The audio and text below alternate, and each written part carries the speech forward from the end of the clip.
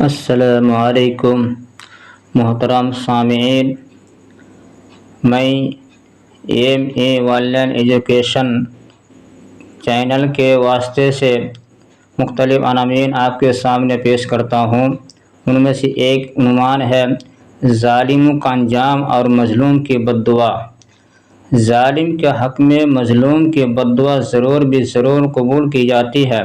ظالم جہاں ایک طرف دنیا ہی میں اللہ کے عذاب سے دوچار ہوتا ہے، وہیں دوسری طرف ظالم کو مظلوم کی بد دعا بھی لگ جاتی ہے، اور مظلوم کی فریاد اس تیر کی طرح ہوتی ہے جس سے ظالم کبھی بچ نہیں سکتا، کیونکہ مظلوم کی آہ نالہ کو رب کریم فوراً قبول کر لیتا ہے۔ جیسے کہ محبوب خدا نے فرمایا کہ یہ لوگوں، اتقی دعوت المظلوم فإنها ليس بينها وبين اللہ حجاب۔ مظلوم کی آہ و بد دعا سے بچو، کیونکہ مظلوم اور اللہ کے درمیان کوئی رکاوٹ نہیں ہوتی ہے۔ صحیح بخاری حدیث نمبر 2448، مسلم حدیث نمبر 19۔ رب العزت کا عدل و انصاف دیکھیے کہ مظلوم کافر و مشرک، فاسق و فاجر ہی کیوں نہ ہو، مگر اس کی فریاد کو شرف قبولیت سے نوازا ہے۔ جیسے کہ سرور کائنات صلی اللہ علیہ وسلم نے فرمایا، دعوت المظلوم مستجابۃ وإن کان فاجرا ففجورہ علی نفسہ۔ مظلوم کی آہ و نالہ کو ضرور قبول کیا جاتا ہے، گرچہ مظلوم گناہ گار، فاجر و فاسق اور کافر ہی کیوں نہ ہو۔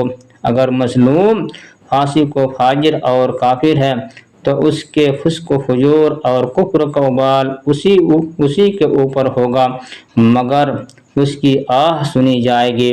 مسند احمد حدیث نمبر 8795۔ مظلوم کی بد دعا ظالم پر کیسے اثر کرتی ہے، آئیے میں آپ کو ایک سچا واقعہ سناتا ہوں تاکہ آپ کو یقین کامل ہو جائے کہ مظلوم کی آہ سے کوئی ظالم بچ نہیں سکتا ہے۔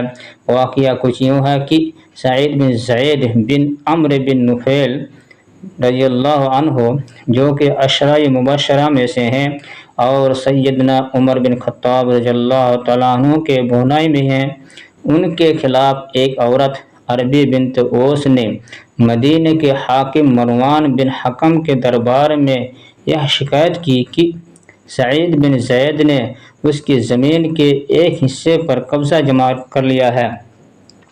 مروان نے آپ کو بلا بھیجا اور اس کے دربار میں اس کے بارے میں جب پوچھ تاچھ کی تو سعید بن زید نے کہا، اے مروان، میں عربی کی زمین پر کیسے قبضہ جما سکتا ہوں، جبکہ میں خود اپنے محبوب محمد عربی صلی اللہ علیہ وسلم کو یہ فرماتے ہیں سنا ہے کہ من اخذ شبرا من الارض ظلما فإنه يطوقه يوم القیامة من 7 ارذل۔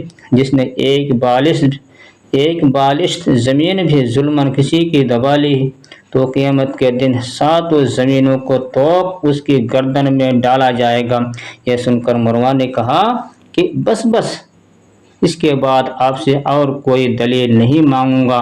معاملہ یہیں ختم نہیں ہوا، جب عربی بنت اوس نے ان کو بار بار ستایا تو انہوں نے اللہ کے دربار میں یہ کر بد دعا کر دی، اللہم ان کانت کاذبۃ فاعمی بصرہا واجعل قبرہا فی دارہ۔ یا اللہ، اگر یہ عورت جھوٹی ہے تو اسے اندھا کر دے اور اس گھر میں ہی اس کی قبر کو بنا دے۔ میرے دوستو، راوی حدیث محمد کے والد محترم زید کہتے ہیں کہ میں نے اپنی آنکھوں سے دیکھا کہ عربی اندھی ہو گئی تھی اور وہ دیواروں کو ٹٹول کر چلا کرتی تھی اور کہا کرتی تھی کہ مجھے سعید بن زید کی بد دعا لگ گئی ہے۔ پھر ایک دن ایسا ہوا کہ وہ اپنی ہی زمین میں موجود کنویں کے پاس سے گزر رہی تھی کہ اس میں گر گئی اور وہیں کنواں اس کی قبر بن گیا۔ یہی وہ زمین تھی جس کے بارے میں اس نے مروان سے سعید بن زید پر جھوٹا مقدمہ درج کیا تھا۔ صحیح بخاری حدیث نمبر 3198۔ صحیح مسلم حدیث نمبر 1610۔ سچ فرمایا حبیب کائنات صلی اللہ علیہ وسلم نے، ثلاث دعوات استجاب لہن لا شک فیہن، دعوت المظلوم ودعوت المسافر ودعوت الوالد لولدہ۔ تین قسم کی دعائیں ایسی ہیں جن کے قبول ہونے میں کوئی شک ہی نہیں ہے۔ نمبر 1 مظلوم کی دعا، نمبر 2 مسافر کی دعا، نمبر 3 اولاد کے حق میں والد کی دعا۔ ابن ماجہ حدیث نمبر 3862۔ قال الالبانی اسناد حسن، علامہ البانی نے حدیث کو حسن قرار دیا ہے۔ کسی شاعر نے کیا ہی خوب ترجمانی کی ہے، مظلوم کے دل کا ہر نالہ تاثیر میں ڈوبا ہوتا ہے، ظالم کو کوئی جا کر دے خبر، انجام ستم کیا ہوتا ہے۔ ظالم منون ہوتا ہے۔ ظلم ایک ایسا گناہ ہے جس کو انجام دینے والا دنیا و آخرت میں ہر آن اور ہر لمحہ رب ذوالجلال کی لعنت کا مستحق بنا رہتا ہے، جیسے کہ فرمان باری ہے، الا لعنت اللہ علی الظالمین، خبردار یاد رکھو کہ ظالموں پر اللہ کی لعنت برستی رہتی ہے۔ سورہ ہود آیت نمبر 18۔ اسی طرح سے ظالموں پر آخرت میں لعنتیں ہی لعنتیں نازل کی جائے گی۔ ارشاد ربانی ہے کہ یوم لا ينفع الظالمین معذرتهم ولہم اللعنت ولہم سوء الدار، جس دن ظالم کو ان کی معذرت ہیلے بہانے کچھ نفع نہ دے گی، اور ان ظالموں کے لیے لعنت ہوگی اور ان کے لیے برا گھر ہوگا۔ سورہ مومن آیت نمبر 52۔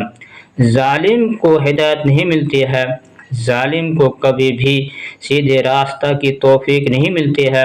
قرآن میں ارشاد باری تعالیٰ ہے، واللہ لا یہدی القوم الظالمین، اور اللہ تعالیٰ ظالموں کو ہدایت نہیں دیتا ہے۔ سورہ آل عمران آیت نمبر 86۔ دوسری جگہ یوں ہے، ان اللہ لا یہدی القوم الظالمین، سورۃ الانعام آیت نمبر 144۔ ظالم کے ذریعے ہی ہلاک و برباد کیا جاتا ہے۔ ظالم کا ایک بھیانک اور خطرناک انجام یہ بھی ہے کہ ظالم کتنا ہی طاقتور کیوں نہ ہو، ظالم کتنا ہی ہوشیار اور چالاک کیوں نہ ہو، اس ظالم کو ہلاک و برباد کرنے کے لیے ایک اور ظالم کو اس کے اوپر مسلط کر دیا جاتا ہے، جیسے کہ اللہ تعالیٰ کا فرمان ہے، وَكَذَلِكَ نُوَلِّي بَعْضَ الظَّالِمِينَ بَعْضًا بِمَا كَانُوا يَكْسِبُونَ، اور اسی طرح سے ہم ظالموں کو ساتھ معاملہ کرتے ہیں، یہ ان کے کرتوتوں کی وجہ سے ایک ظالم کا انتقام دوسرے ظالم سے لے لیتے ہیں۔ سورۃ الانعام آیت نمبر 129۔ رب العالمین سے دعا گو ہوں کہ الہ العالمین ہم سب کو ہر طرح کے ظلم و ستم سے محفوظ رکھے، آمین۔ السلام علیکم۔